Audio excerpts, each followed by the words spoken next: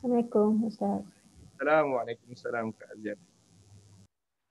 Baik, kita mula insya-Allah. Innal hamdalillah nahmaduhu wa nasta'inuhu wa nastaghfiruh wa na'udzu billahi min syururi anfusina wa min sayyiati a'malina may yahdihillahu fala mudilla lahu wa may yudlil fala hadiya lahu. Asyhadu an la ilaha illallah wahdahu la syarika lah wa asyhadu anna Muhammadan abduhu wa rasuluh, amma ba'du. Tuan-tuan, hari ini terima kasih berkumpul. Kali ini kita buat sesi pagi. Kita akan berkumpul untuk serial Quran bercerita. Kita pick up di mana kita tinggal lepas. Kita hari ini sambung isu tajuk Ibrahim di Harran. Ibrahim di Harran. Topik kita hari ini adalah kisah Nabi Ibrahim di Harran selepas dia keluar hijrah daripada kerja dakwah dia di Babylon. So kita terus mula, insya-Allah, Ibrahim di Harran. Jom kita recall tentang Nabi Allah Ibrahim.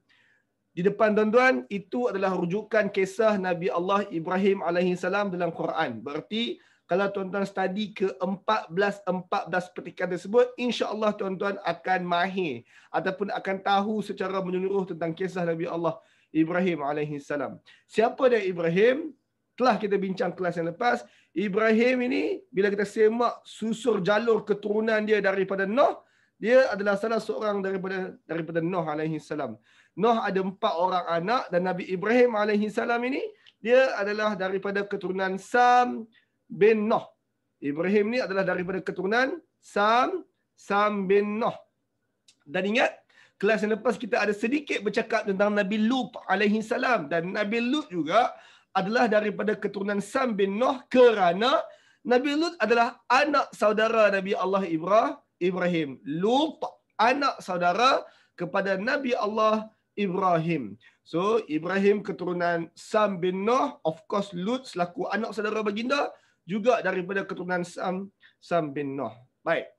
Latar Nabi Nuh sekadar yang telah kita tahu sekarang. Siapa Nabi Nuh? Nabi Nuh, baginda adalah rasul utama menjadi pendokong mesej Nuh selepas era Nabi Nuh alaihissalam.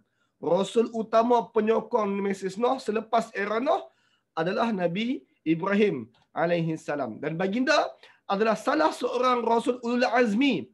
Berdasarkan turutan, baginda adalah ulul azmi yang kedua selepas Nabi Allah Nuh alaihissalam. So Nuh rasul pertama ulul azmi, dan Nabi Ibrahim yang kita bincang sekarang adalah rasul kedua ulul azmi. Ulul azmi bermaksud rasul yang ada keazaman yang tinggi, dan mereka ni tidak mudah-mudah mendoakan kemusnahan kaum ataupun target dakwah mereka. Seterusnya, baginda Nabi Ibrahim alaihissalam, baginda mulakan dakwah baginda di sebuah kota penempatan tempat baginda tinggal, iaitu di Ur Babylon. So dakwah baginda bermula di Ur Babylon. Kita kena faham, Ur Babylon tempat bermulanya dakwah Nabi Ibrahim alaihissalam. Baginda start from scratch. Baginda mula daripada tak ada apa langsung. Ur Babylon ni terletak jauh dari seruan dakwah para rasul sebelum. Jadi mereka tak familiar tentang konsep kerasulan, mereka tak familiar tentang konsep tauhid dan juga perkara-perkara itu. Nabi Ibrahim alaihissalam start from scratch. Di mana? Di Ur Babylon. Dan kelas yang lepas, ketika kita bercakap tentang Ur Babylon dan berbagai tersebut, kita dah habiskan dah. 2 kelas lepas, kita dah habiskan dah bagaimana dakwah Nabi Ibrahim di Babylon. Maka tuan-tuan, selepas era Nabi Ibrahim di Babylon, masuk topik kita hari ini, kita lihat bagaimana pula Nabi Ibrahim berhujah di Harran. Hari ini kita lihat bagaimana Nabi Ibrahim berhujah di Harran, insya-Allah. Baik. Al-Anbiya 71. Kita mulakan di situ. Allah berfirman, wa najjaynahu wa lutan ila al-ardi allati barakna fiha lil alamin. Kami selamatkan Ibrahim dan juga Lut. Ingat, Nabi Lut adalah anak saudara Nabi Allah Ibrahim. Maka ayat tu kata, wa najjaynahu wa lutan. Kami selamatkan dia, Ibrahim, dan juga Lut ilal ardil lati barakna fiha lil alamin. Pergi ke satu negeri ke satu tanah yang mana negeri itu, tanah itu dijadikan keberkatan di dalamnya buat seluruh alam. Oh, berpindah ke tanah berkat. Kelas lepas saya tanya, di manakah tanah berkat itu? Jawapannya adalah Syam. Jawapan tepat untuk jawapan itu adalah Syam. Di manakah tanah yang diberkati seluruh alam berbagai itu? Tanah itu disebut sebagai tanah Syam. Maka tuan-tuan, semak peta. Nabi Ibrahim bermula di Ur Babylon. Setelah selesai dakwah baginda di Ur Babylon, baginda mula start from scratch, tak ada pengikut, kemudian ada pengikut bertambah walaupun sedikit. Dia, baginda Nabi Ibrahim AS bersama pengikut dia, bersama Nabi Lut, hijrah keluar pergi ke mana? Pergi ke Haran. Haran adalah part of Syam. Kalau ikutkan, dia adalah part of Syam. Okey tuan-tuan. Soalan seterusnya. Sekarang saya nak tanya tuan-tuan di Zoom. Dan mungkin tuan-tuan di Facebook boleh komen juga. Siapakah yang disembah oleh penduduk Haran sekadar yang tuan-tuan tahu? Siapakah yang disembah oleh penduduk Haran sekadar yang tuan-tuan tahu? Siapa? Kawan-kawan Facebook boleh jawab, kawan-kawan Zoom boleh jawab. Setakat tuan-tuan tahu penduduk Haran sembah siapa?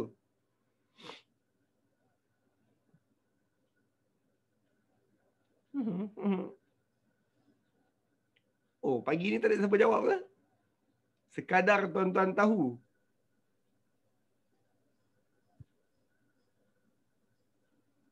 Ada orang jawab berhala, betul? Umumnya jawab berhala, itu je. Umum sangat. Baik tuan-tuan, untuk kita bincang bahagian penduduk Haran ini, tuan-tuan perlu jelas penduduk Haran ini sembah siapa. Baru tuan-tuan boleh lihat bagaimana Nabi Ibrahim tackle kaedah penduduk Haran. Baik tuan-tuan, tanpa membuang masa, jom kita bincang penduduk Haran sembah siapa. Siapakah yang disembah oleh penduduk Haran? Ini jawapannya tuan-tuan. Kalau tuan-tuan semak dalam bukti-bukti arkeologi, betul berhala? Itu betul. Tapi kita nak pergi lebih detail lagi tentang berhala-berhala ini. Artifak monumen hierarki dewa-dewi Sumeria. Penduduk Haran, mereka adalah berbangsa Sumeria pada zaman Nabi Ibrahim AS. Dan orang-orang Sumeria ini, mereka ada struktur ataupun hierarki dewa-dewi yang mereka sembah. Dan gambar di depan tersebut, itu adalah penemuan arkeologi, artifak-artifak, berhala-berhala arkeologi, tempat-tempat yang mereka, dewa-dewa yang mereka sembah. Okey, kita zoom sikit satu. Kalau tuan-tuan tengok, yang ni adalah versi ukir, yang ni versi lukis semula. Ni versi ukir, yang ni versi lukis semula. Kalau tuan-tuan tengok setiap gambar-gambar yang kelihatan sangat pelik-pelik tersebut, semua itu adalah dewa, dewi yang disembah oleh bangsa Sumeria. Jom kita tengok satu-satu. Tuan-tuan tengok satu-satu. Tuan-tuan nampak yang atas tu, berhala atas tu? Itu adalah Dewa Anu. Nama saya tak pasti saya pronounce betul ke tak betul. Tapi kalau ejaan ANU lah. Dewa Anu. Iaitu Dewa Pencipta. Ataupun orang Suria panggil Dewa Bintang Libra. Untuk pengetahuan tuan-tuan, orang Sumeria ni, bahkan kebanyakan penyembah berhala juga, mereka akan kaitkan berhala yang ada di depan mereka itu dengan entiti langit. Dengan planet-planet, dengan bintang-bintang di langit, dengan escalating yang ada dekat langit. Antaranya adalah bintang Libra. So tuan-tuan, yang macam dacing disebut, Dewa Anu, ataupun dia percaya Dewa Pencipta, merujuk kepada bintang Libra. Yang tu pula, Dewa Ninhursag, Dewi Kesuburan, bintang Virgo. Mereka kaitkan sembahan itu dengan bintang Virgo yang ada dekat langit. Itu Dewa Inki, Dewa Sihir, bintang Capricorn. Asyik kambing je, Capricorn, something to do dengan sihir. Mereka ada Dewa Sihir, Enki, Dewa bintang Capricorn. Mereka sembah Dewa Nergal, Dewa Kematian, bintang Leo, bintang singa tu, Leo.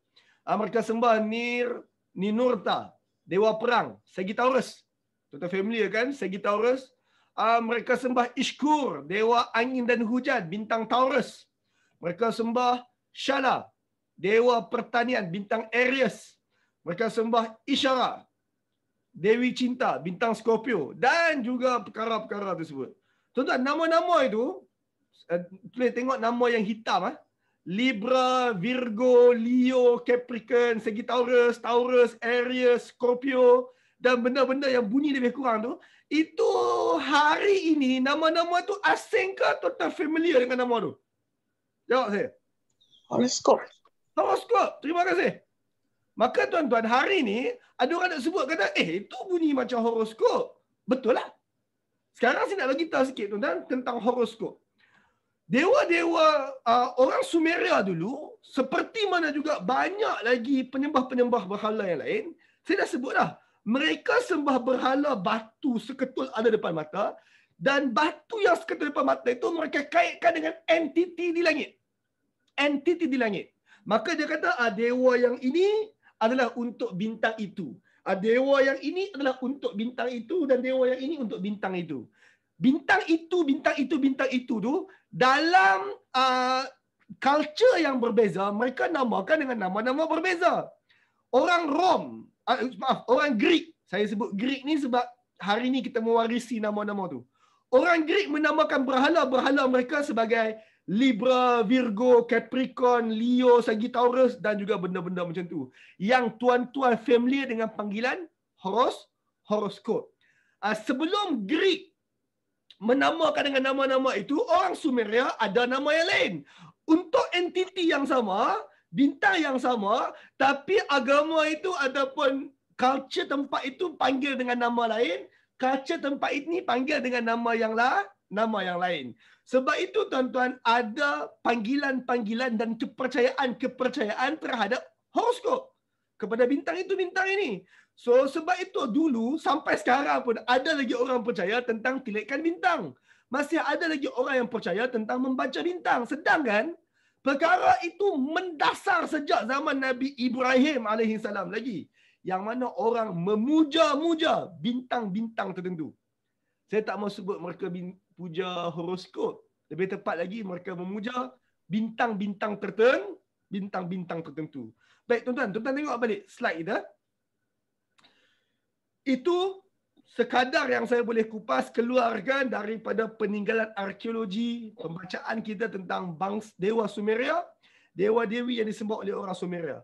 Soalan saya simple saja tuan-tuan. Kawan-kawan tolong jawab Ustaz. Dalam banyak-banyak dewa yang ada tuan-tuan tengok kat depan tersebut, agak-agaklah dewa Sumeria yang manakah dewa yang paling top, paling berpengaruh? Agak-agak yang nama apa? Yang mana satu? Agak-agak.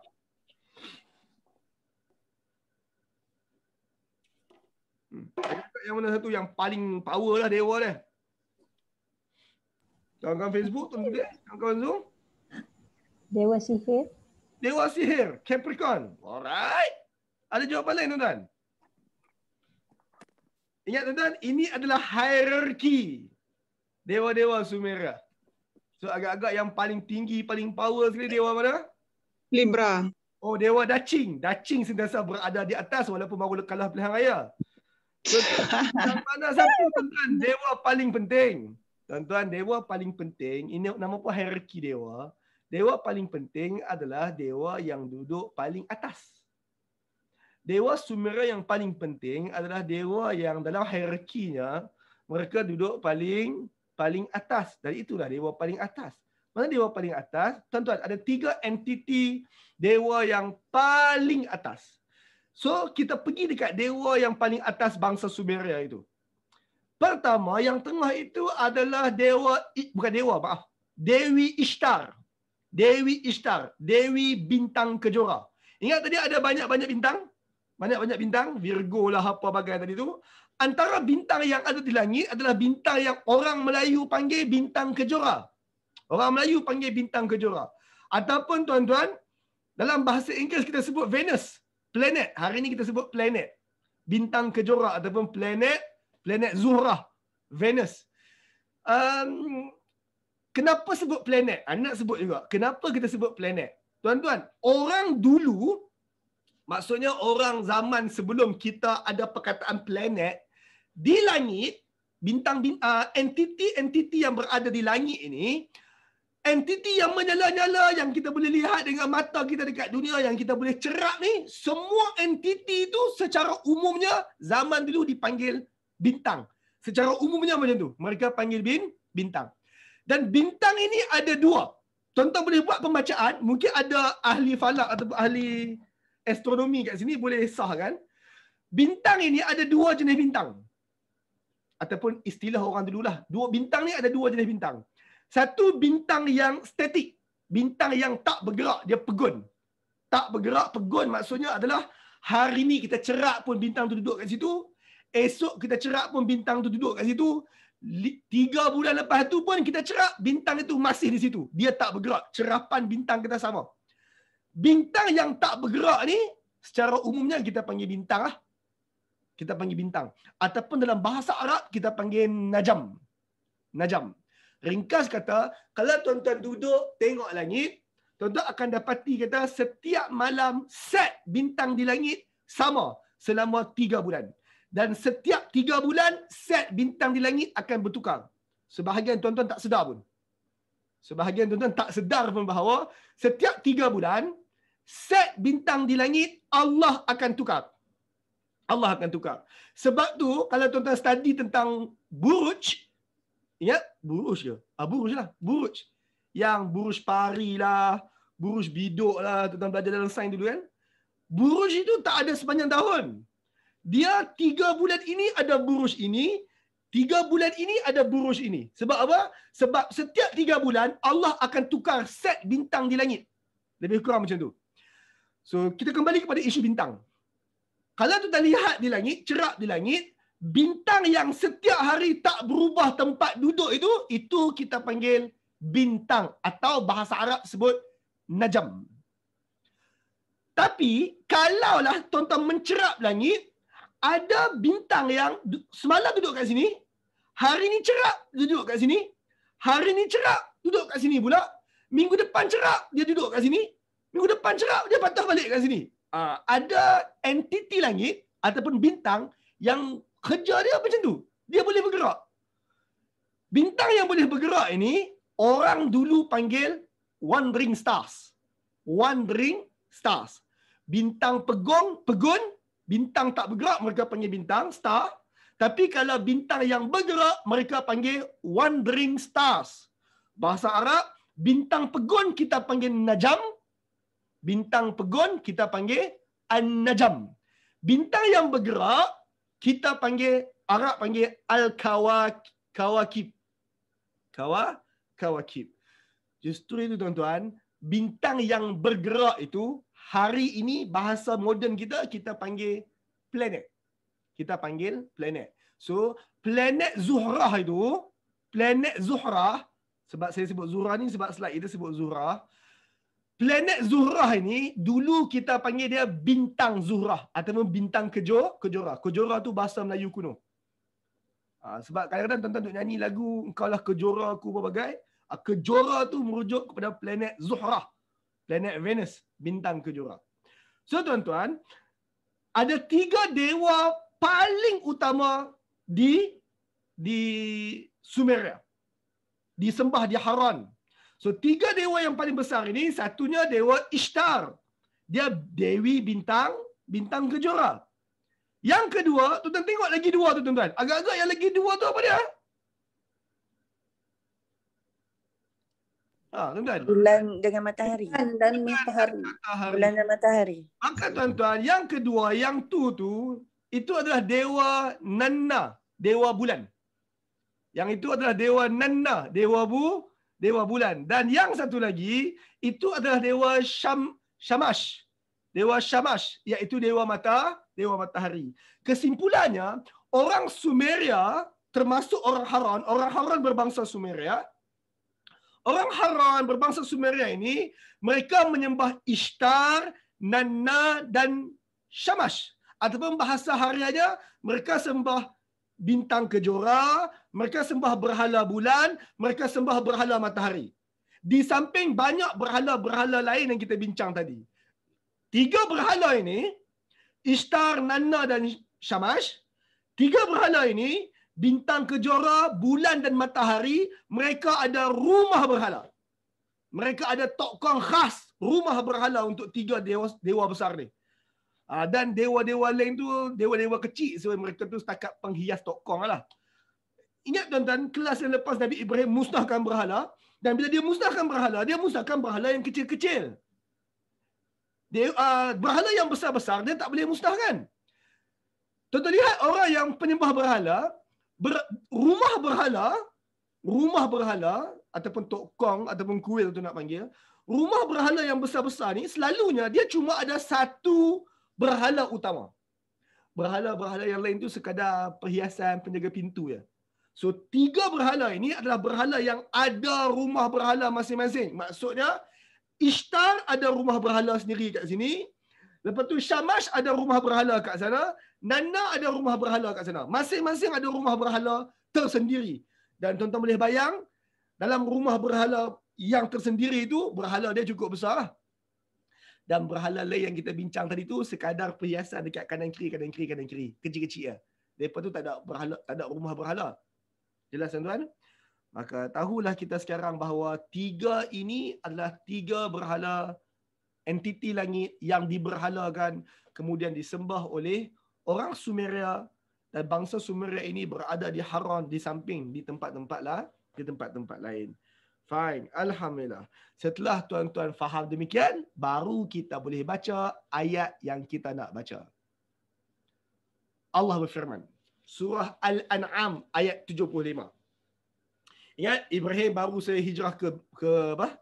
Ibrahim hijrah ke Haran bersama Lut, bersama isteri dia, bersama dengan pengikut-pengikut dia yang sedikit, yang beriman dulu. Maka sampai dekat Haran, mereka bina penempatan di Haran, dan mereka lihat orang Haram menyembah berhala, termasuk 3 berhala besar itu. Allah sebut, wa kadzalika nuri Ibrahim malakutas samawati wal ard wa liyakuna minal muqinin. Demikian kami perlihatkan kerajaan langit-langit, kerajaan bumi kepada Ibrahim. Allah telah pun menyelamatkan Ibrahim. Allah perlihatkan luas dan hebatnya kerajaan langit dan kerajaan bumi kepada Ibrahim. Waliyakuna minal muqin, lalu Ibrahim menjadi dari kalangan orang-orang yang yakin. Kita ingat, sewaktu Ibrahim sampai dekat Haran, Allah memanggil dia selaku orang-orang yang yakin, orang yang sangat yakin. Tuan-tuan, keyakinan Ibrahim ni tak payah petikai kot. Dia dah pecahkan berhala. Dia telah pun dihumban masuk dalam api dan dia relax. Dia yakin stay dengan Allah Ta'ala. Maka sampai di Haran, Allah kata dia sampai di Haran sebagai satu orang yang yakin. Sampai dekat Haran, dia nak explain dekat orang Haran, nak dakwah dekat orang Haran, seperti mana dia dakwah kepada orang Babylon. Soalan dia, nak guna strategi macam mana? Adakah dia nak ulang strategi sama macam di Babylon? Strategi besar dia di Babylon adalah dia pecahkan berhala. Itu strategi besar dari Babylon. Adakah nak guna strategi macam tu juga? Maka tuan-tuan, Nabi Ibrahim tak ulang strategi itu di Haran. Di Haran, Nabi Ibrahim tak ulang begitu. Agak-agak sebab apa tuan-tuan? Nabi Ibrahim tak pecahkan berhala di Haran. Sebab apa? Agak-agak sebab apa tuan-tuan?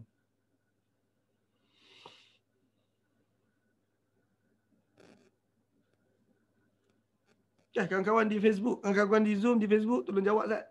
Agak-agak kenapa Nabi Ibrahim tak pecahkan berhala ketika berada di Haran? Banyak rumah berhala. Banyak. Baru berhijrah, belum kenal lagi. Belum Baru kenal. berhijrah. Okey, baru hijrah, belum kenal, tak mau cari pasal kat tempat orang, mungkin. Kak Mai kata apa tadi? Banyak sangat. Kalau banyak sangat, pilih satu lah Kak. Lagi banyak choice. Kenapa dia tak pecahkan? Belum berdakwah lagi. Belum berdakwah lagi. Yelah, tak apalah. Dakwah dah. Dakwah dengan cara pecahkan berhala lah. Kan dulu kaedah tu kita pakai. Sebab yang disembah tu bulan bintang, bulan matahari, sebab kat atas kan ada, so itu wakil je yang bawah tu. Iyalah, tak apalah. Soalan dia kenapa tak pecah kan? Tu je soalan saya. Dia ada satu poin besar yang saya sebut kelas yang lepas. Kenapa Ibrahim pecahkan? Dan kerana poin itu tak ada hari ni, sebab itulah Ibrahim tak pecahkan. Siapa-siapa boleh jawab, kira saya kagum lah tuan-tuan. Kenapa Ibrahim tak pecahkan berhala di Haran? Jawapannya adalah kerana di Haran, Nabi Ibrahim dah ada pengikut. kita tak boleh nak buat satu tindakan yang kita buat orang lain akan terkena getah dia. Tak boleh. Di Babylon, Ibrahim seorang-seorang, tak ada pengikut, tak ada siapa beriman dengan dia. So dia buat sesuatu dan dia akan kena. Dan kalaulah plan tak jadi seperti yang dirancang, kena kat siapa? Kena kat dia seorang. Sebab tu di Babylon dia pecahkan berhala. Tetapi di Haran, Nabi Ibrahim tak pecahkan berhala. One of the reason, sebab di Babylon, di Haran, dia dah ada pengikut yang ramai. Bukanlah ramai, dia ada pengikut lah. Walaupun tak ramai, dia ada pengikut. Dia ada sedikit umat. Dia ada isteri. Dia ada Lut, anak saudara. Dia ada, mungkin ada pengikut dia yang ada anak kecil.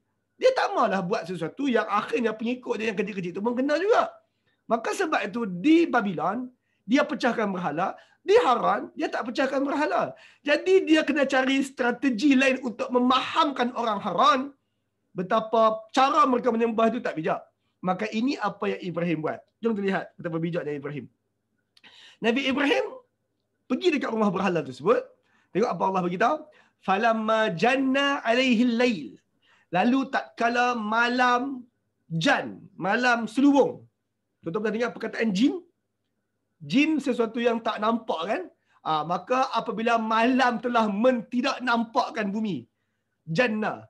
Falamma janna alaihi lail. Setelah malam menyelubungi bumi. Menyelubungi Ibrahim. Ra'a kaukaban. Ibrahim melihat satu kaukaban. Satu bintang bergerak. Bintang kawakib. Ingat tadi saya sebut pasal kawakib. Bintang bergerak. Wandering stars.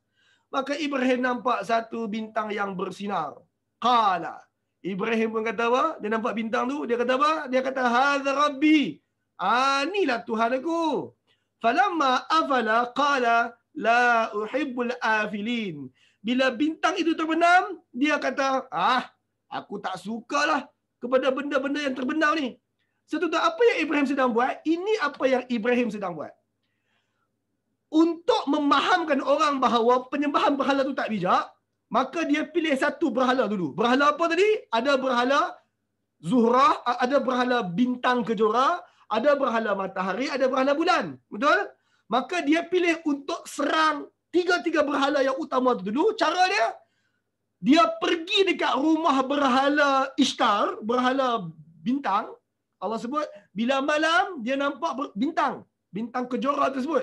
Maka dia pun pergi dekat rumah berhala bintang tersebut. Orang-orang pun tengah duduk sujud, duduk sembah berhala Ishtar. Tiba-tiba dia pun menjerit kuat-kuat. Dia pun cakap kuat-kuat, Hadha Rabbi. Ni tuan-tuan, inilah Tuhan kita ni. Allah ni kan dekat langit ada bintang Ishtar ni. Inilah Tuhan kita ni. Ni. Falamma afala.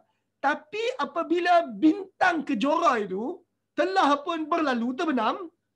Qala, Ibrahim kata, lah, terbenam dah. La uhibul afilin.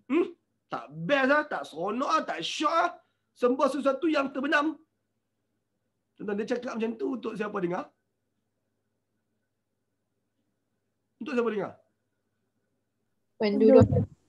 Untuk orang yang ada kat kuil tersebut dengar. Tadi masa dia kata, ni Tuhan kita ni Tuhan aku ni. Assalamualaikum, saya baru sampai, saya baru pindah. Saya baru sampai, saya baru simpah. Ni Tuhan kita dah. Ni Tuhan saya, ni Tuhan saya. Tuan-tuan, bila terbenam saja bintang tersebut, dia kata, lah terbenam lah. Tak best lah semua macam ni. Tuan-tuan, selamba. Dia datang tempat ibadah orang. Awal tadi, dia bina hubungan, dia kata, Tuhan kita, Tuhan kita, Tuhan kita. Well. Okey. Bila terbenam, dia kata, tak syok lah. Tuhan apa terbenam? Sembah apa benda terbenam? Tuan-tuan, lama mana proses itu? Lama manakah proses yang kata, ini Tuhan aku? Tak best lah. Benda terbenam. Tuhan apa? Tuan-tuan tengok kat depan. Bintang kejora ataupun planet Zuhrah ni tuan-tuan, dia boleh dilihat dengan mata kasar kat dunia. Hampir setiap hari. Tuan-tuan je tak familiar sebab tuan-tuan tak mahir. Kita jarang cerak bintang hari ni. Tuan-tuan nampak itu? Itu adalah bintang kejora. Bintang kejora ini, planet Zuhrah ini, boleh dilihat daripada bumi dengan mata kasar. Planet Zuhrah, bintang kejora, boleh dilihat dengan mata kasar dekat bumi kita ni pada hujung asar hingga awal maghrib. Hujung asar hingga awal maghrib. Contoh gambar ni. Gambar ni saya ambil daripada website NASA. Ini website NASA, itu saya bagi link. Image NASA bintang kejora dilihat daripada bumi. Ini adalah awal maghrib. So tuan-tuan, lingkungan setengah jam daripada hujung asar dan awal maghrib itu, bintang kejora boleh dilihat daripada bumi. Dan juga bintang kejora boleh dilihat pada awal pagi lingkungan waktu syuruk. Maksudnya kalau subuh habis pukul 7, lingkungan 7.30 sampai pukul 8 tu, bintang kejora boleh dilihat daripada bumi. Maksudnya tuan-tuan, bintang kejora ini, planet Zuhrah, setiap hari dia akan boleh dilihat depan mata, setengah jam hujung asar nak pergi maghrib, dan juga lingkungan setengah jam awal pagi lepas subuh. Setiap hari nampak. Maka tuan-tuan, penyembah-penyembah Ishtar, penyembah-penyembah bintang kejora, pada waktu setengah jam pagi tadi dengan setengah jam asar tu, mereka selalu duduk depan berhala mereka sebab Ishtar ada dekat atas, tengah keluar tu, dan mereka pun akan beribadah di rumah-rumah tersebut. Maka Ibrahim pun datang kata, oh kat atas tu, kat luar tu, ada bintang kejora. Maka mereka pun masuk dalam rumah berhala, kata, ni Tuhan kita lah, ni Tuhan aku, ni Tuhan aku. Lepas setengah jam, habis dah bintang tu, dia pun kata, lah, habis. Loh, tak sempat nak doa lebih-lebih. Tiba-tiba dekat langit tu hilang dah bintang kejora. Aku tak minat lah dengan benda-benda terbenam ni. Itu apa berlaku. So tuan-tuan, proses untuk memahamkan orang yang sembah berhala itu, betapa lemahnya bintang kejora tu, setengah jam je kemunculan dia. Setengah jam je kemunculan dia. So tuan-tuan, bayangkan macam ni ya. Kalau hujung asar dekat-dekat maghrib, semua orang pakat sembah bintang kejora terbenam. Bila terbenam, Ibrahim kata, tak sukalah benda terbenam. Tuan-tuan, bila bintang kejora di hujung asar terbenam, benda apa yang nampak di langit? Hujung asar, nampak apa? Bulan. Nampak bulan. Bila nampak bulan, ingat tadi dia kata, ni Tuhanku bintang kejora. Terbenam lah. Terbenam tak seronok lah. Aku tak sukalah benda terbenam ni. Falamma ra'al qamara baziran. Lalu tak kala dia lihat bulan terbit. Yalah tuan-tuan. Bintang kejora terbenam, bulan pun terbit. Bulan pun nampak dekat langit. Falamma ra'al qamara baziran. Bila dia nampak bulan muncul, bulan terbit, dia kata, hadza rabbi. Tuan-tuan, ni baru Tuhan aku. Ni baru Tuhan kita. Jom, ni kuil Ishtar kan? Ini kuil penyembah apa? Ini kuil penyembah bintang kejora. Buat apa duduk sini? Jom, tinggal. Jom kita pergi dekat kuil hak sembah bulan pula. Jom. Dah faham? Dia sedang sekeh kepala orang hak tengah sembah bintang kejora tu. Dia kata, hampa dia pergi sembah bintang kejora buat apa lagi? Bintang kejora zaman dia dah tamat. Sekarang zaman bulan. Jom kita pergi sembah bulan pula. Jom. Maka Ibrahim pun, dia keluar daripada kuil penyembah Ishtar tu, dia pergi pula dekat kuil penyembah bulan. Sampai dekat kuil penyembah bulan, dia kata, hal Rabbi, bulan besar, bulan hebat. Ni baru betul Tuhan aku. Maka orang penyembah bulan pun seronok lah tengok. Ni baru betul Tuhan aku. Falamma afala. Allah.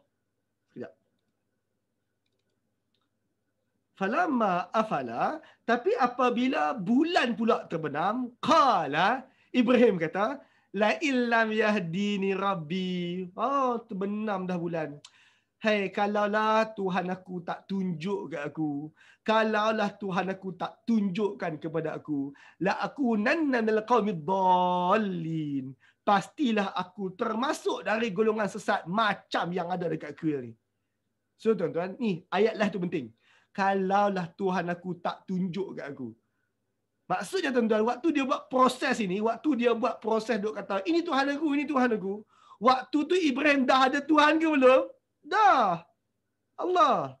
Sebab tu dia bukan maksudkan pun ini Tuhan aku, ini Tuhan aku. Dia hanya buat satu teknik nak bagi orang faham. Maka dia kata, aku tak sukalah benda terbenam. Tadi dia cakap macam tu. Sekarang dia kata pula, kalau Tuhan aku tak tunjuk ke aku, mesti aku termasuk orang-orang hak sesat.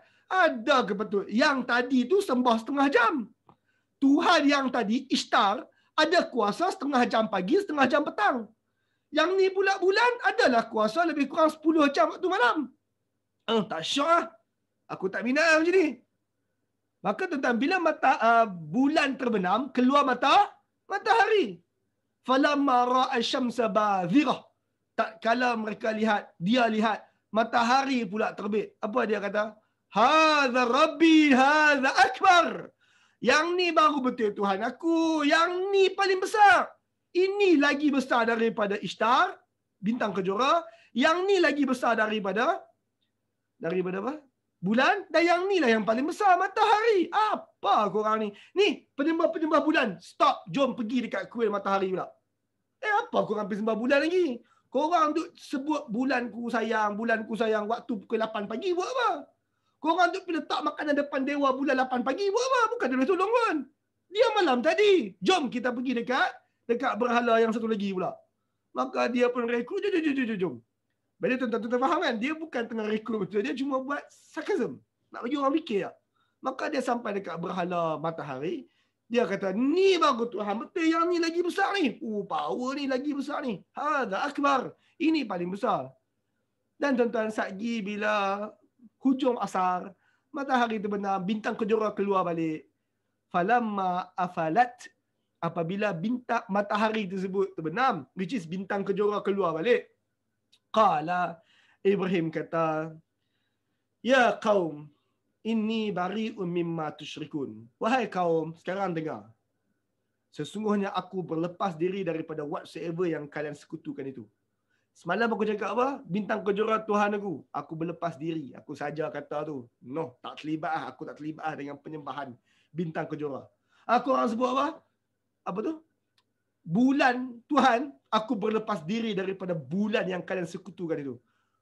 Korang sembah matahari, aku berlepas diri daripada matahari yang korang sembah tu. Aku berlepas diri daripada whatsoever yang kalian sekutukan itu. Habis, hang sembah apa Ibrahim? Inni wajjahtu wajhiya lillazi fataras samawati wal arda hanifa wa ma ana minal musyrikin. Tuan-tuan, mereka menyembah beberapa entiti di langit. Orang-orang ini, mereka menyembah beberapa entiti di langit. Bintang-bintang di langit, bulan matahari di langit. Maka Ibrahim kata, aku hadapkan wajah aku. Tuan-tuan baca dalam solat kan? Inni wajjahtu wajhiya lillazi fataras samawat wal ardi hanifa. Aku hadapkan wajah aku. Aku sembah siapa? Aku hadap wajah aku puja kepada Tuhan yang ciptakan langit-langit dan bumi. Korang menyembah entiti langit, aku menyembah Tuhan kepada yang menciptakan entiti langit tu. Tuhan yang cipta Ishtar, Tuhan yang cipta Manna, Tuhan yang cipta Shamash, Tuhan yang cipta bintang kejora, Tuhan yang cipta bulan, Tuhan yang cipta matahari. Inni wajjahtu wajhiya lillazi fataras samawati wal arda hanifa.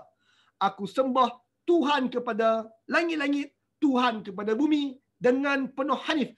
Hanif maksudnya dengan penuh ikhlas, tak sekutu langsung, tak langsung.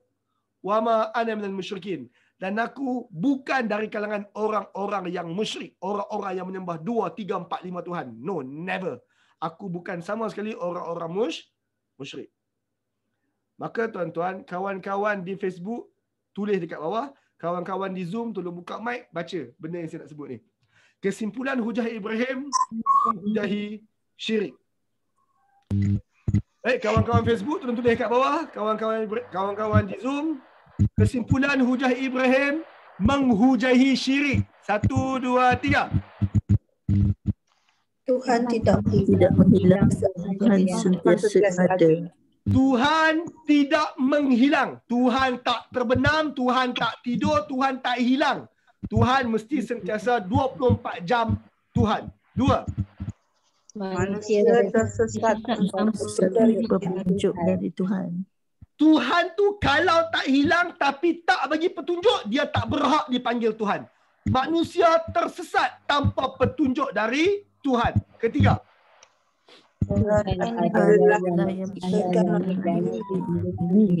Tuhan adalah yang menciptakan.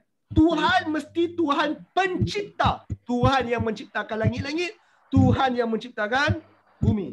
Empat, mensyirikkan Tuhan dengan Tuhan-Tuhan lain adalah kesesatan.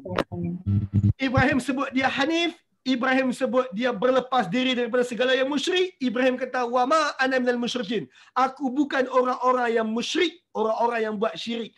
Mensyirikkan Tuhan pencipta dengan Tuhan-Tuhan lain adalah satu bentuk kesesatan. Tuan-tuan, 4 hujah ini sebenarnya bila tuan-tuan compare dengan 8 ciri yang Ibrahim sebut di Babylon tentang ciri-ciri Tuhan Rabbul Alamin, actually sama je. Cuma wording dia berbeza. Wording dia berbeza. Pasal di Babylon pun Ibrahim kata, aku hanya sembah Tuhan pencipta. Dekat sini pun Ibrahim tekankan bahawa Tuhan adalah yang cipta langit dan bumi. Di Babylon dulu Ibrahim kata, Tuhan adalah yang mampu untuk beri petunjuk. Dia cipta, dia bagi petunjuk. Sebab itu di Haran pun dia kata, Tuhan akan bagi petunjuk. Manusia tersesat tanpa petunjuk dari Tuhan. Tuhan adalah Tuhan yang absolut, tak memerlukan orang lain. Jadi di Haran Ibrahim kata, syirik bagi sesiapa yang memilih banyak Tuhan, dan itu adalah satu bentuk kesesatan. Tuhan mesti satu dan absolute power. Dia tak perlu berkongsi dengan Tuhan-Tuhan lain. Apa Ishtar hanya berkuasa setengah jam pagi dengan setengah jam petang? Tuhan apa macam ni? Dia terpaksa berkongsi kuasa dia dengan Manna, dengan Syamash. Bulan, dia hanya berkuasa 10 jam waktu malam sahaja. Dia waktu siang, dia tak berkuasa. Maka sekarang dia kena berkongsi kuasa dengan matahari. Allah, Tuhan bukan demikian. Tuhan tak perlu berkongsi kuasa dengan sesiapa pun. Wallahu alam. Ada soalan setakat sekarang, kawan-kawan? Ada soalan setakat sekarang? Ustaz. Ya, saya. Tak. Itu pasal horoskop tu. Macam saya dulu-dulu kita selalu ngaku saya bintang Libra macam tu. Salah lah kita Ustaz ya? Baik. Soalan seterusnya Ustaz, saya zaman muda-muda dulu selalu baca horoskop. Saya lahir sekian hari bulan tengok horoskop. Salah ke? Jawapan ringkasnya memang salah pun. Ada 2 hadis, ada satu hadis yang bercakap tentang isu tersebut, iaitu isu menilik bintang. Tilik bintang, baca bintang. Kau bintang apa? Sagittarius. Sagittarius, kau kena pakai baju color kuning, rezeki masuk hari Selasa, bla bla bla. Itu baca bintang, horoskop. Bacaan bintang tu tuan-tuan, hari ini kita baca suka-suka. Dulu itu amalan keagamaan. Jawapannya memang salah. Umat Islam tak patut terlibat dengan horoskop berbagai ni. Tak perlu. Baca tapak tangan ke, baca tarikh lahir ke, tuan-tuan, semua tu ikhlas hati saya cakap, antara tilik bintang. Baca pun tak boleh. Bukan percaya, baca pun tak boleh. Sebab dalam hadis, Nabi sebut, sesiapa yang menerima ilmu tilik bintang, dia menerima satu cabang dari cabang-cabang sihir. Siapa terima satu ilmu tilik bintang, dia terima. Bukan dia beriman. Dia baca, dia ambil tahu. Oh, kena pakai baju hari Khamis. Oh, kena mula berniaga hari Selasa. Setakat baca je. Allah kata, sesiapa yang baca, Nabi sebut, sesiapa yang baca ilmu tilik bintang, dia menerima satu cabang dari cabang-cabang sihir. Ringkas kata Kak Fazlina memang tak boleh. Buanglah horoskop tu kat tepi jalan. Kita orang Islam kan. Ada soalan tambahan? Okey Ustaz, terima kasih. Baik, tentu ada soalan lain?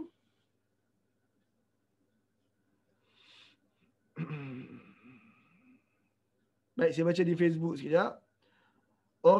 Ustaz, orang-orang Sumeria ni ada kaitan dengan agama Hindu ke? Sebab nampak gaya macam ada kaitan dengan dewa-dewi Hindu. Pertama sekali tuan-tuan, bangsa Sumeria, bangsa Mesopotamia, mereka ni antara ketamadunan dalam dunia ni yang paling awal. Jadi tak pelik tuan-tuan kalau ada ketamadunan yang datang kemudian, copy paste benda yang lama. Copy paste. Tak pelik. Tuan-tuan belajar sejarah ketamadunan dunia tingkatan 5 kot. Macam saya dulu tingkatan 5 SPM, saya ambil sejarah ketamadunan dunia. Sejarah ketamadunan dunia ni, Mesopotamia antara tamadun yang awal. Lepas tu kan ada tamadun Indus di India. Tamadun Indus di India. So, tamadun ini dia saling berinteraksi antara satu sama lain. Jadi bila akak tanya, dewa-dewa ni macam dewa Hindu jugalah. Jawapannya memang pun.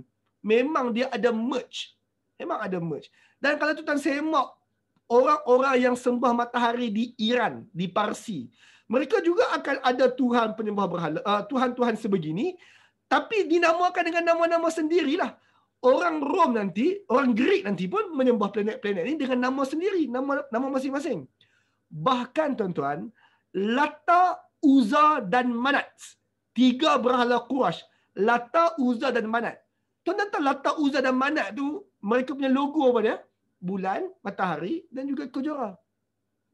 Jadi sebab itulah Allah turunkan dalam surah Al-An'am bercakap tentang berhala bulan, bintang dan matahari, tentang Nabi Allah Ibrahim.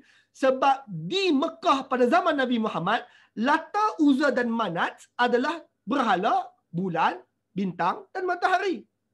So, perangai orang Mekah pada zaman Nabi Muhammad mengkaitkan berhala depan mata mereka dengan entiti langit. Perangai itu umat zaman Nabi Ibrahim dah buat. Sebab tu Allah ulang semula. Dan hari ni pun ada orang buat lagi. So, menjawab soalan akak, orang Sumeria ni ada kaitan dengan agama Hindu ke? Jawapannya memang ada kaitan. Demikianlah syirik bermula. Syaitan ni dia guna template yang sama, copy paste, dia bagi ke orang lain.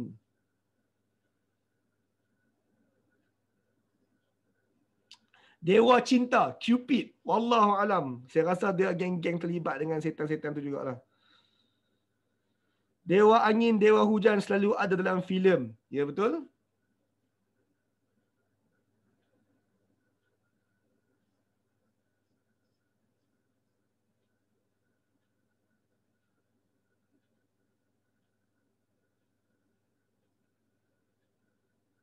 Apa contoh Tuhan yang Tuhan-Tuhan yang umat Islam kini dalam tak sedar sembah? Tuan-tuan, wallahu alam, soalan tu umum sangat ni. Kadang-kadang tuan-tuan, umat Islam ni dia menyembah sesuatu dalam keadaan dia tak sedar pun dia sedang sembah. Dia memuja sesuatu secara melampau. Dalam bahasa Al-Quran, sesuatu yang dipuja secara melampau bererti kita sembah, meskipun kita nafi kita sembah. Antara hujah orang Nasara adalah mereka kata mereka tak pernah menyembah Maryam. Sedangkan dalam surah Al-Maidah, Allah mencela ahli kitab Nasara apabila mereka menyembah Maryam. Hujung surah Ali Imran tu Allah tanya, Jesus pula. Isa, kau ada suruh ke orang sembah engkau dengan mak engkau? Tanya Kristian hari ni, antara argumen mereka, kami tak pernah sembah Maryam pun, kami tak pernah kata Maryam tu Tuhan pun. Tapi tuan-tuan, kenapa Quran kata mereka dianggap menyembah Maryam? Sebab tuan-tuan, hari ini Kristian, terutama sekali Roman Katolik, mengangkat Maryam secara melampau. Mereka buat gambar Maryam, mereka buat patung Maryam, mereka minta doa depan patung Maryam tu. Tapi kalau kita tanya, Maryam tu Tuhan ke? Mereka cakap, tak, Maryam bukan Tuhan. Tapi kami hormat, kami cium patung tersebut, kami tunduk, kami letak bunga. Tuan-tuan, dalam agama kita, walaupun kau tak panggil berhala itu Tuhan, entiti itu Tuhan, tapi bila kau puja secara melampau, bererti kau menyembah perkara tersebut. Jadi soalan padi hijau gelam ungu. Nama. Apa contoh Tuhan-Tuhan yang umat Islam kini sembah tanpa sedar? Jawapan ringkasnya, semua benda yang kita puja secara melampau, sebenarnya kita sedang menyembah entiti tersebut. Saya nak bagi beberapa contoh, saya touch and go. Kalau tuan-tuan ni satu orang yang puja wang, sampai buat tangkal, money magnet, simpan dalam dompet, tuan-tuan sedang puja wang. Tuan-tuan syirikkan Allah dengan wang tersebut. Tuan-tuan satu orang yang mencari harta secara melampau, tuan-tuan syirikkan Allah dengan harta tersebut. Tuan-tuan puja perkara tersebut. Tuan-tuan ni satu orang yang gila-gila excited dia nampak kereta hebat. Lepas tidur malam tak lena sebab tak dapat lagi kereta tersebut. Tuan-tuan memuja kereta tersebut. Tuan-tuan menyembah kereta tersebut. Tanpa manusia sedar. Samalah juga kalau tuan-tuan ni terlalu obses terhadap logo capal.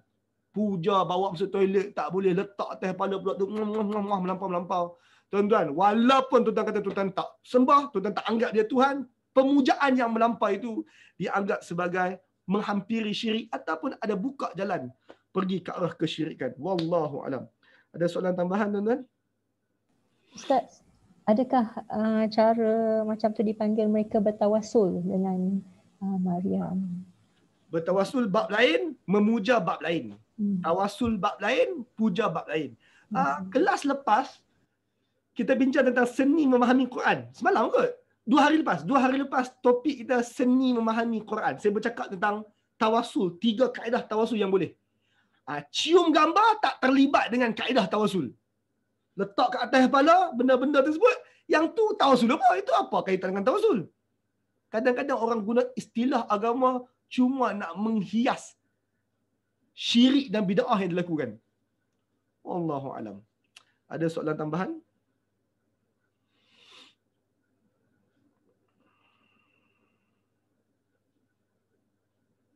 Alhamdulillah, tak ada soalan tambahan. Kita boleh move on. Baik tuan-tuan, jom kita tengok bukti arkeologi sikit. Gambar dekat depan ni tuan-tuan. Ini adalah gambar. Contoh itu, batu sepadan Melishipak II. Melishipak II tu adalah Raja Babylon. Ya, saya sebut Babylon tu sebab Haran, Babylon semua ni bawah satu kerajaan yang sama. Cuma 2 tempat berbeza. Batu sepadan Melishipak II. Raja Melishipak tahun sekian. Kalau tuan-tuan tengok, ni Raja Melishipak. Saya tanda sikit. Allah. Dalam gambar tersebut, ini Raja Melishipak, raja yang memerintah. Dia menghadap Ishtar, ni dewa Ishtar. Tuan-tuan tengok, dia ada dekat atas kepala dia logo Ishtar, logo bintang kejora bersama 2 tuhan kecil, 2 tuhan geng dia ni. Dia lebih kurang macam Trinity dah tuan-tuan. 3 tuhan dalam satu dalam 3.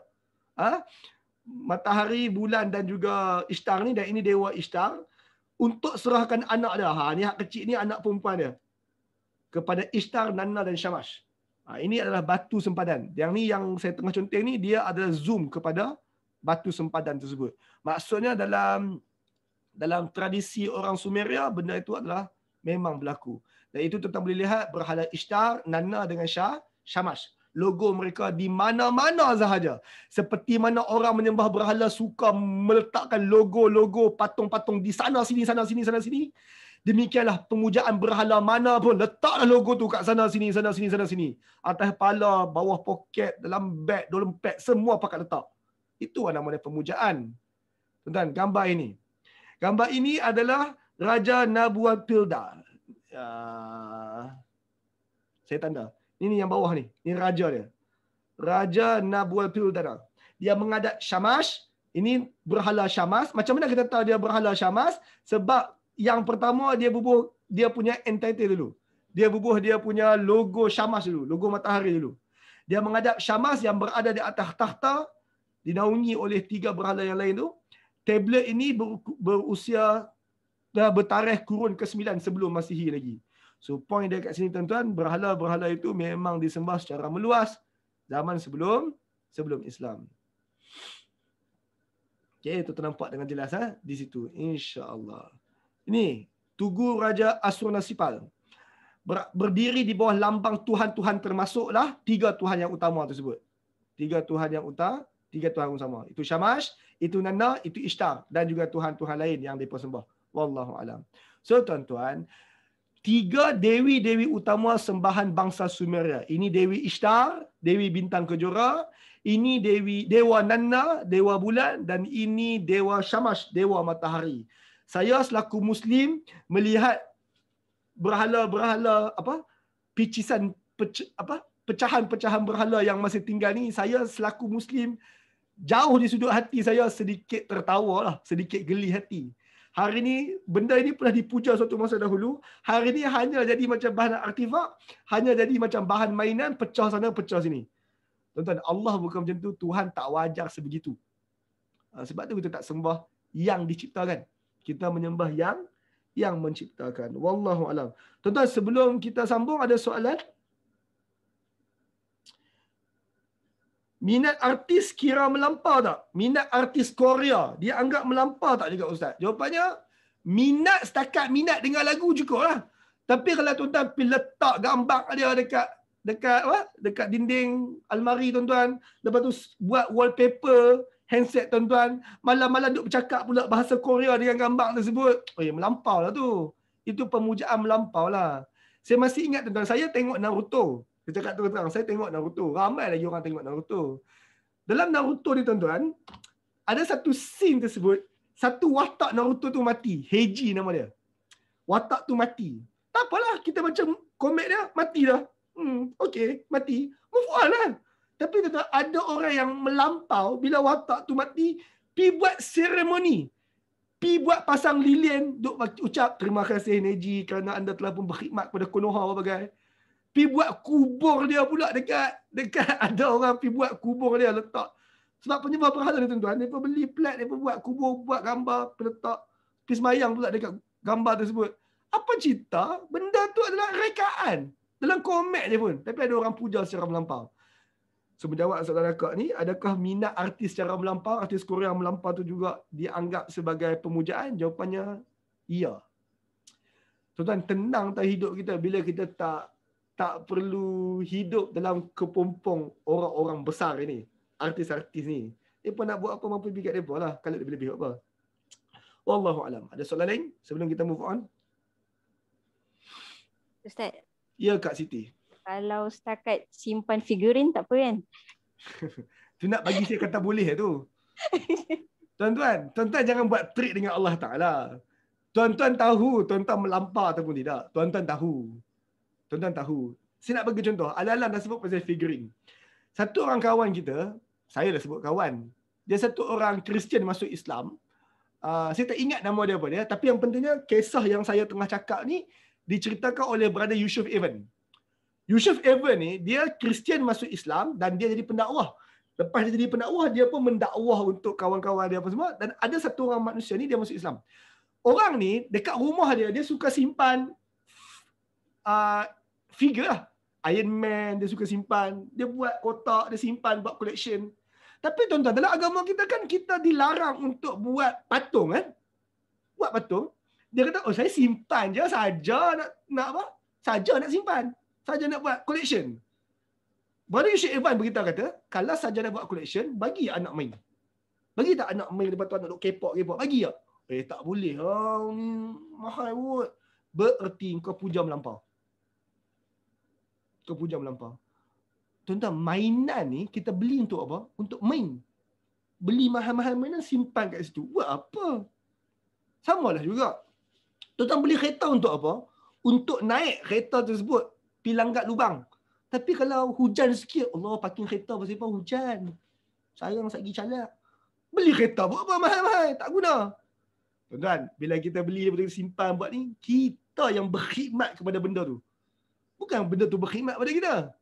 Tuan-tuan beli mainan, simpan dalam almari kaca apa bagai.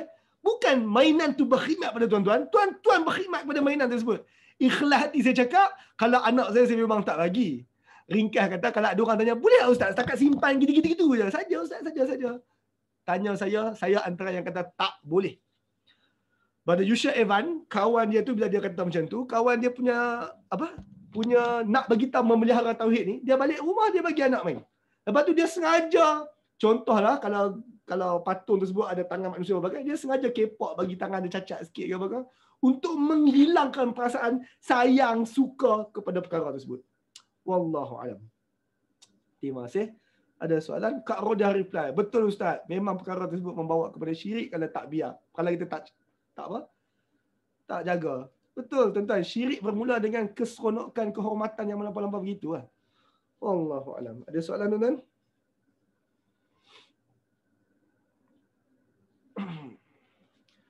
Baik. Kita kembali kepada topik kita yang asal, iaitu Nabi Ibrahim diharam. Maka tuan-tuan, ini isu Nabi Ibrahim diharam. Ibrahim kata, ya kaum, wahai kaum, inni bari'um mimma tusyrikun. Aku berlepas diri daripada apa sahaja yang kalian sekutukan itu. No way, aku tak akan sembah segala yang kalian sekutukan itu. Inni wajjahtu wajhiya lillazi fataras samawati wal arda hanifa. Aku akan hadapkan wajahku kepada Tuhan yang menciptakan langit-langit dan Tuhan bumi. Dengan penuh hanif, dengan penuh kaedah asal, dengan penuh ikhlas, hanif. Wa ma ana minal musyrikin. Aku sama sekali bukan orang-orang musyrik, orang-orang yang mendua, mentiga, meempatkan Tuhan. Argumen Ibrahim itu simple je tuan. Simple je. Aku tak suka yang tenggelam. Aku tak suka Tuhan yang sekejap ada, sekejap tak ada. Aku tak suka Tuhan yang tak boleh bagi petunjuk. Itu je argumen Ibrahim. Mudah je. Apa respon kaum dia di Haran? Apa respon? Wahajjahu qaumuhu. Ibrahim dihujah oleh kaum dia sendiri. Maka tuan-tuan, standard bila kita kata tak boleh simpan patung, tak boleh melampau sangat simpan dalam dompet logo tersebut, letak atas kepala logo tersebut, logo tu nak masuk toilet pun tak boleh, melampau sangat tu tak boleh. Bila kita cakap macam tu, ada orang jawab balik. Ada orang berhujah semula. Seperti mana kaum Ibrahim berhujah semula dengan Ibrahim. Tengok apa respon Allah terhadap perkara itu. Wahajjahu qaumuhu. Mereka pun berhujah kepada Ibrahim semula. Qala, Ibrahim jawab, atuhajjuni fillah wa qad hadani? Apa korang ni? Patutkah kalian berhujah-hujah mengenai Allah Tuhan itu, sedangkan Tuhan itu sendiri yang bagi petunjuk dekat aku? Ini penting tuan-tuan. Setengah orang ketika dia nak rebate pendakwah yang membacakan dalil. Bila kita kata syirik ni bukan saya kata, hadis ini yang kata. Syirik ini bukan saya larang, Allah sebut jangan. Bila para pendakwah membacakan ayat Quran dan hadis melarang satu perbuatan syirik atau bid'ah itu, tiba-tiba ada orang balas hujah balik. Apa respon Nabi Ibrahim bila ada orang balas balik? Dia bukan balas Ibrahim. Dia balas hujah daripada Quran dan hadis. Apa Ibrahim kata? Atuhajjuni fillah wa qad hadan? Kau nak berhujah lagi, bantah aku berkenaan dengan Allah, sedangkan ayat aku baca tadi ayat Allah. Sedangkan hadis aku baca tadi hadis Nabi kau. Hadis Nabi Allah Ta'ala. Hadis Rasul. Kau nak berhujah lagi? Padahal telah dibacakan dalil jelas depan mata. So tuan-tuan, setengah orang, terutama sekali Muslim, kadang-kadang dia tidak berpada dengan Quran dibacakan dan hadis dibacakan. Sedangkan sepatutnya selaku Muslim terutama sekali, dalam satu urusan, ketika dibacakan hadis dan ayat Quran, stop it. Cukup. Sebahagian tuan-tuan, sebahagian orang masih sampai hari ni pun duk kira tarikh lahir lagi. Sampai sekarang pun duduk justify horoskop lagi. Justify. Sedangkan terlalu banyak hadis bercakap tentang tilikan nasib. Menggunakan kaedah itu atau menggunakan kaedah ini. Tapi orang akan balas juga. Yang balas balik tersebut, yang berhujah balik tersebut, bukan dia balas balik dengan hujah Quran yang lain atau hadis yang lain. Dia balas balik guna otak je. Dan ustaz, saya sebenarnya kira tarikh lahir ni sebab kita nak tengok pattern bagaimana keadaan berlaku selama ni. Pattern apa hang tengah sembang ni? Pattern Allah Ta'ala ke? Kau tengah membaca pattern Allah Ta'ala ke? Apa ni? Seorang berkata, ustaz, saya simpan patung ni bukan apa ustaz. Actually tak puja, saja nak sonok-sonok je. Ayat nak sonok-sonok tu ayat engkau, bukan ayat Allah Ta'ala. Allah kata jangan simpan perkara-perkara tersebut. Ramai orang tak berpada dengan perkataan Allah Subhanahu wa Ta'ala. Wala akhafu ma tusyrikuna bihi illa an yasha'a rabbi syai'a. Aku tak takut apa-apa dari apa yang kalian sekutukan itu dengan Tuhan itu, Allah Ta'ala. Aku tak risaulah bila aku duk buat lebih kurang dekat Ishtar, dekat Syamas, dekat Namas, dekat Ganesh, dekat Siva, dekat Gautama. Aku tak risaulah dengan setiap patah perkataan yang kita lontarkan terhadap berhala-berhala palsu ni, Tuhan-Tuhan palsu. Kita tak risau. Tentang ini penting orang yang ada tauhid. Orang yang ada tauhid, apabila dia mengkritik syirik, dia tak risau. Dia tak takut. Allah kata, Allah quote Ibrahim, wala akhafu ma tusyrikuna bihi illa an yasha rabbi syai'a. Aku tak takut apa-apa dari apa sahaja yang kalian sekutukan dengan Tuhan itu, Allah, melainkan Tuhan itu, Tuhan aku mengkehendaki sesuatu berlaku. Wasi'a rabbi kulla syai'in ilma. Pengetahuan Tuhan aku meliputi setiap sesuatu. Wa kaifa akhafu ma asyrartum. Bagaimana mungkin aku takut kepada yang kalian sekutukan itu? Bagaimana mungkin aku takut? Wala takhafuna annakum asyraktum billah ma lam yunzila bihi alaikum sultana.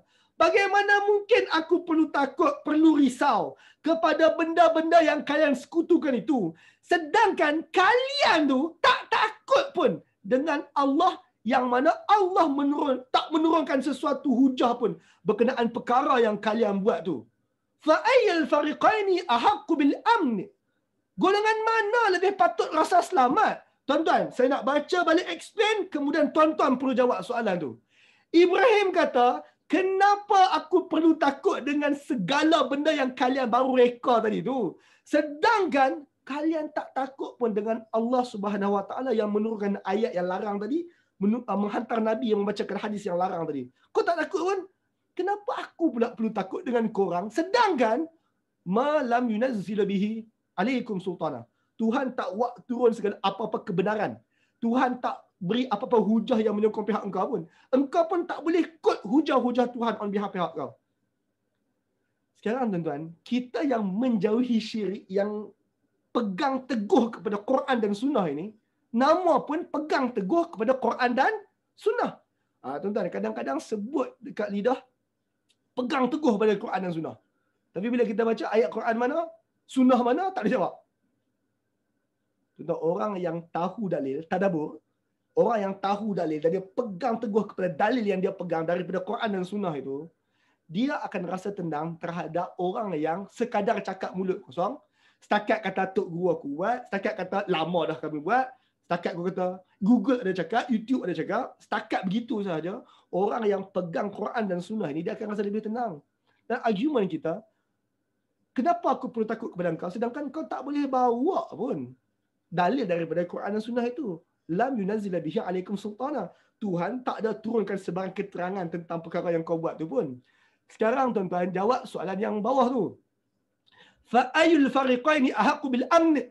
Antara dua golongan ni, golongan mana patut rasa selamat? Golongan yang ikut dalil yang Allah turunkan dengan golongan yang tak ikut dalil yang Allah turunkan. Ibrahim tanya, tuan-tuan tolong jawab. Fa ayyul fariqaini ahaqqu bil amn? Dua golongan ni, golongan mana patut rasa tenang selamat? Jawab. Yang ikut dalil. Ikut dalil Allah turunkan. Dalil. Sebab tu tuan-tuan, mengikut dalil itu penting. Sebab itu tuan-tuan, tahu sumber itu pun penting. Tahu sumber, ikut dalil, tahu ayat Quran mana yang menyebabkan aku buat benda ni, tahu hadis mana yang menyebabkan aku buat benda ni, tahu perkara itu menyebabkan tenang dan aman, rasa selamat. Sekarang, kau ambil logo capal letak atas kepala tu, dalil yang mana? Oh, hormat. Itu bukan dalil. Baca ayat Quran yang suruh. Baca hadis yang benar akan buat begitu. Jawabnya tak jumpa. Bila tak jumpa, meskipun aku hormat Nabi, engkau hormat Nabi, aku tak melampau. Sebab aku tak mau masuk ke lubang syirik itu. Kita tak kata dia syirik lagi, tapi nak masuk ke lubang itu. Aku tak simpan dalam dompet. Why? Aku hormat Nabi, engkau hormat Nabi, tapi tidak ada arahan untuk simpan dalam dompet. Bawa masuk toilet berbagai. Tak. Setengah orang, saya masih ingat tuan-tuan, saya simpan gambar tersebut, ada orang duk buat money magnet, ibu duit, mereka panggil ibu duit. Ada tokoh usahawan, tok guru usahawan mana duk ajak, ambil duit 50, tulis itu, tulis ini, kata-kata semangat atas duit tersebut, simpan dalam dompet, jangan pegang, jangan guna. Itu mereka panggil ibu duit, money magnet. Tuan-tuan, saya tak buat. Tak kisahlah PhD tokoh mana pun yang ajar buat money magnet macam tu, jangan buat. Why? Sebab itu tips tok guru tu saja, tips tokoh usahawan tu saja, itu bukan datang daripada Allah untuk murah rezeki. No. Itu semua tangkal. What are we doing? Sebab tu Allah tanya, Ibrahim tanya, Allah quote balik, which is Allah tanya kita, dua golongan ni, golongan mana patut rasa selamat? Golongan yang baca direct daripada dalil, ataupun golongan satu lagi tu? Of course kita yang baca direct pada dalil. Sebab tu tuan-tuan, saya sangat yakin, tuan-tuan semua ini ikut kelas tadabbur Quran, kelas ini dan kelas-kelas sebelum, tuan-tuan antara sebab tuan-tuan masih berada di sini, walaupun kadang-kadang topik kita bincang tu sedikit heavy, adalah sebab tuan-tuan sedang mendengar direct daripada Quran. Bukan sebab tuan-tuan dengar pada saya. Wallahu alam. Sambung. Allazina amanu wa lam yalbisu imanahum bizulm. Golongan yang beriman, kemudian dia tak campur adukkan iman dia dengan kezaliman. ulaika lahumul amnu. Ini golongan yang mendapat keamanan. Wahum muhtadun. Ini orang yang dapat petunjuk.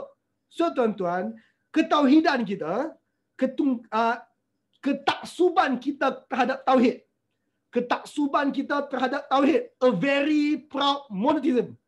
Satu orang yang sangat proud monotheist, Muslim yang kuat ketauhidan dia, golongan ini dia tak campur iman dengan zalim. Iman dengan syirik. Zalim kat situ syirik ya. Zalim kat situ adalah benda tak patut. Siapa-siapa yang tak campur iman ketauhidan dia dengan syirik, dengan kezaliman, ini orang yang patut rasa aman, selamat. Ini orang yang dapat petunjuk. Wallahu alam. Ada soalan tuan-tuan? Argument Ibrahim? Ustaz, Assalamualaikum Ustaz. Ustaz, ada nak tanya soalan sikit tapi anak saya nak tanya. Boleh tak Ustaz? Sila. Ustaz, saya ada baca satu artikel ni. Dia berkaitan dengan yang capal tu kan. Lepas tu kalau dia kata kalau ada berlaku kerosakan, dalam akidah atau untuk orang awam, peranan Said Az-Zari'ah. Apa peranan Said Az-Zari'ah tu untuk membasminya? Membasmi kerosakan tu atau membasmi apa? Itu. Saya rasa perkataan yang tepat Saddu Zara'i kot. So Az-Zari'ah tu Saddu Zara'i. Artikel yang bercakap tentang Saddu Zara'i tu sama ada akak baca artikel daripada Mufti Wilayah ataupun Mufti Perak. Mufti Perak kot, sebab yang tu yang viral pun. Mufti Perak ada tulis artikel menjawab tentang kenapa logo capal tu tak patut letak kat kepala, tak patut letak dekat mihrab tempat sujud berbagai. Saddu Zara'i. Saddu Zara'i ni timbang antara dua lah. Timbang antara dua. Ada orang kata, oh no, logo capal ni tak syirik pun, penciptaan lah, bla bla bla bla bla. Yang kedua bagi kita kata, jangan melampau sangat syirik ni. Timbanglah sikit antara dua itu, yang mana jalan paling selamat.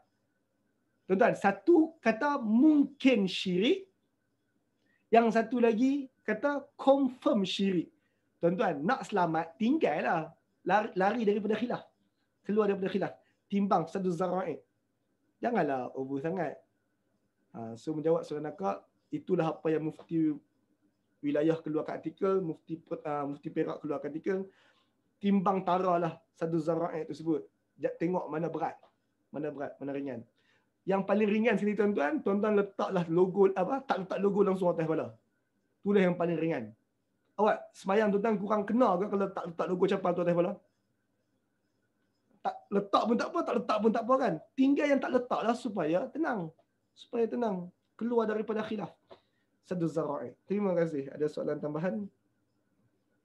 Terima kasih Ustaz.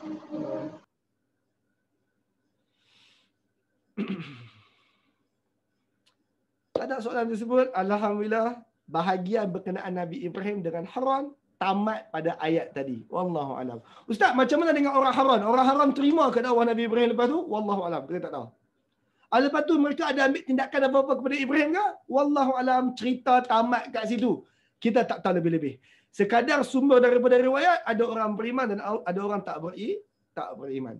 Kemudian kisah tentang Nabi Ibrahim ada duk buat masuk kuil bagi kita kata, ni Tuhan aku, ni bukan. Aku tak suka lah benda macam ni, bla bla bla. Tindakan itu sampai dekat pemerintah Babylon, pemerintah Namrud, iaitu pemerintah Haran, iaitu Raja Namrud. Maka kisah bahawa Nabi Ibrahim duk masuk kuil, lepas tu duk bagi tahu kata, ini bukan Tuhan aku, apa terbenam takkan Tuhan macam tu. Maka dapat berita itu kepada Raja Namrud. Bila Namrud dengar, Namrud kata, pergi panggil Zat Mamat Ibrahim tu mai istana. Nak sembang sikit dengan Ibrahim tu. Apa ya? Ibrahim dulu pernah duk pecah berhala kat tempat lain. Pergi panggil Zat. Nak dengar? Maka tuan-tuan, Nabi Ibrahim pun dipanggil menghadap tuanku dah. Berhujah dengan Raja Namrud. Pendek saja tuan-tuan. Maka Namrud pun tengok atas bawah. Inilah Ibrahim. Ni Ibrahim yang konon hebat sangat tu. Ni Ibrahim ni. Inilah Ibrahim. Maka tuan-tuan masuk topik berhujah dengan Raja Namrud. Izqala Ibrahim. Ibrahim pun berdakwah lah. Ibrahim kata, Tuhan aku Tuhan pencipta, Tuhan aku Tuhan yang ini, Tuhan aku Tuhan yang itu, Tuhan yang mendengar doa berbagai. Tuan-tuan tahu kan hujah-hujah Ibrahim sebelum ni? Dan antara hujah Ibrahim yang spark dekat Raja Namrud itu, Ibrahim kata, Rabbi allazi yuhyi wa yumit. Tuhan aku ini, Tuhan yang menghidupkan dan Tuhan yang mematikan. Tuhan aku adalah Tuhan yang menghidupkan dan Tuhan yang mematikan. Qala. Mendengar je hujah Ibrahim yang itu. By the way, Ibrahim bagi senarai hujah dia. Seperti yang tuan-tuan dah tahu. Tapi bila Ibrahim kata, Tuhan mesti Tuhan yang menghidupkan dan Tuhan yang mematikan. Maka tuan-tuan, Namrud dalam banyak-banyak hujah Ibrahim, dia tackle hujah tu. Dia kata, Ibrahim, kalaulah yang menghidupkan dan yang mematikan itu Tuhan, ana uhyi wa umit. Aku pun boleh menghidupkan, aku pun boleh mematikan. So tuan-tuan, Ibrahim bagi senarai hujah. Kenapa Tuhan mesti Allah sahaja? Tuhan mesti Allah sebab Tuhan mesti tunggal. Tuhan mesti Allah sebab Tuhan mesti Tuhan pencipta. Tuhan mesti Allah sebab Tuhan tak bolehlah sekejap ada, sekejap tak ada. Tuhan mesti Tuhan sebab dia beri makan, dia beri petunjuk, dia beri itu, beri ini. Antara benda Ibrahim sebut, Tuhan adalah Tuhan yang menghidupkan dan mematikan. Dalam banyak hujah tersebut, tiba-tiba Namrud mencelah. Namrud kata, Ibrahim, kalau boleh menghidupkan dan mematikan tu Tuhan, maksudnya aku Tuhan. Sebab aku selaku Raja Namrud, Raja tempat ni, ana uhyi wa umit. Aku pun boleh menghidupkan, aku pun boleh mematikan. Aku boleh buat. So macam mana Raja ni buat? Maka dia Raja, tuan-tuan. Tuan-tuan tahu kan Raja ni dia boleh arahkan sesiapa dibunuh. Dia boleh arahkan sesiapa dibebaskan. Maka dia pun minta orang pengawal dia ambil 2 orang daripada penjara. Maka Ibrahim tengok ni. Ni yang seorang ni. Apa salah dia? Curi sadin. Bunuh. Bunuh. So Ibrahim, aku mematikan. Ni apa salah budak ni pula? Dia morgol anak orang. Aku bebaskan. Aku buat pengampunan di Raja. Tengok Ibrahim, aku mematikan, aku menghidupkan. Tuan-tuan, hujah Namrud tu power sangat ke tuan-tuan? Jawab Ustaz. Power sangat ke hujah Namrud itu? Tuan-tuan nak panggil hujah Namrud tu, nak panggil apa hujah tu? Tuan-tuan, itu hujah yang lekeh. Hujah akal lekeh. Itu hujah yang sangat tepi jalan. Itu hujah budak sekolah. Itu hujah lekeh. Tu raja tu hujah lekeh. Aku boleh bagi hidup, aku boleh bagi mati. Aku Tuhan lah. Tu hujah lekeh. Ibrahim tak mau buang masa dengan manusia yang tak berapa ada otak ni. Ibrahim paku perhabis argument raja tersebut dengan satu simple je. Ibrahim kata, qala Ibrahim, awak boleh hidup kan? Awak boleh matikan? Fine. Fa inna Allah ya'ti bi syamsi minal masyriq. Tuhan aku Allah adalah yang menerbitkan matahari daripada timur. Fa'ti biha minal ma'rib. Engkau kata engkau pun Tuhan juga Kalau engkau kata engkau Tuhan juga, fa'ti biha minal ma'rib. Cuba engkau overrule ketetapan Allah dengan menerbitkan matahari Allah itu daripada barat. Sebab engkau kata engkau Tuhan juga. Kau kata engkau pun boleh buat macam Tuhan boleh buat. Therefore, Tuhan aku Allah telah menerbitkan matahari dari timur. Kalau engkau klaim ke Tuhan, terbitkan matahari itu daripada barat. Fabuhaital ladzi kafar. Maka tercenganglah si ingkar tersebut. Si ingkar tersebut merujuk kepada Namrud. Sekarang tuan-tuan, orang yang buat lawyer buruk. Ini tuan-tuan, satu argument, satu isu. Orang yang berhujah dengan kita lawyer buruk. Jawapannya tak payah layan. Seperti Mamat Namrud ini, dia hujah lawyer buruk. Hujah tepi jalan. Orang-orang begini tuan-tuan, dia panggil kita untuk berhujah sekadar nak isi masa lapang dia, sekadar supaya dia boleh ada adrenaline rush, supaya ego dia bertambah. Orang yang jenis bila kita berhujah duk melu yang buruk ni tuan-tuan boleh Assalamualaikum, saya balik dulu kot. Sebab tuan-tuan, berhujah ini dia bermain dengan akal. Tapi kalau orang sana tak sanggup nak guna akal dia, kita balik tidur tak payah sambung kot. Ibrahim sedang bentangkan hujah dia, Mamat tu keluar lawyer buruk satu, Ibrahim balas, Ibrahim balik. Cukup. Orang itu pun tercengang. Sekarang saya tanya tuan-tuan, bila kita memberi hujah ilmiah, Quran, hadis, hujah ilmiah, pihak sana lawyer buruk. Kita bagi hujah ilmiah, pihak sana lawyer buruk lagi. Kita bagi hujah ilmiah, pihak sana masih lawyer buruk lagi. Tuan-tuan, bila orang buat lawyer buruk tuan-tuan, saya nak tanya tuan-tuan, Ada tak benda kita boleh cakap yang menyebabkan dia sokong belah kita? Ada? Agak-agak tuan-tuan lah, ada tak? Orang yang buat loya buruk tuan-tuan, wallah la yahdil qawmaz zalimin. Allah tak beri petunjuk kepada orang zalim. Zalim maksudnya letak sesuatu bukan pada tempatnya. Bila kita nak berhujah secara matang, hujah dengan dalil. Jangan hujah dengan sentimen. Jangan hujah dengan cercaan. Jangan hujah dengan loya buruk. Bila kita hujah dengan dalil, pihak sana jawab dengan cercaan, pihak sana respon dengan loya buruk, hentikan penghujahan tersebut, kita balik tidur ya. Sebab Allah tak akan beri petunjuk kepada golongan yang zalim. Zalim maksudnya tak letak sesuatu pada tempatnya. Hujah patut diangkat tinggi, hadam, tiba-tiba dia buat loya buruk. Dia buat loya buruk, cukup lah. Cukup lah. Tak payahlah. Kita kata ikutlah Quran dan Sunnah, ikutlah Quran dan Sunnah.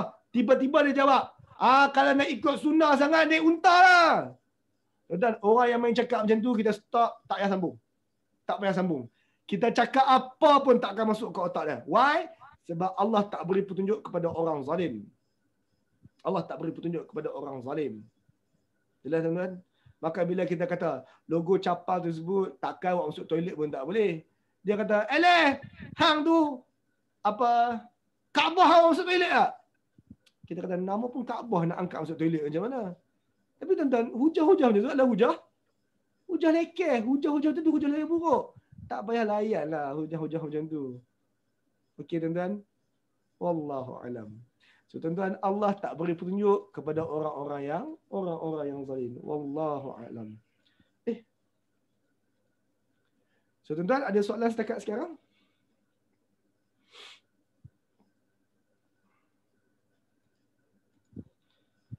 Tak ada soalan?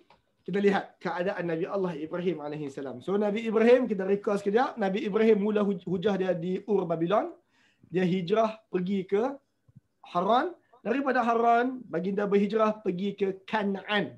Kanaan hari ini adalah di Palestin, Jerusalem. So next round, Nabi Ibrahim hijrah pula daripada Haran bersama pengikut-pengikut dia. Dia berhijrah pergi ke Kanaan. Kanaan hari ini adalah Jerusalem di Palestin. Jadi tuan-tuan, minggu depan seterusnya kita sambung apa berlaku di Haran, Palestin, kisah Nabi Ibrahim AS. Wallahu a'lam. Wallahu a'lam. Baik tuan-tuan, itu saja untuk hari ini.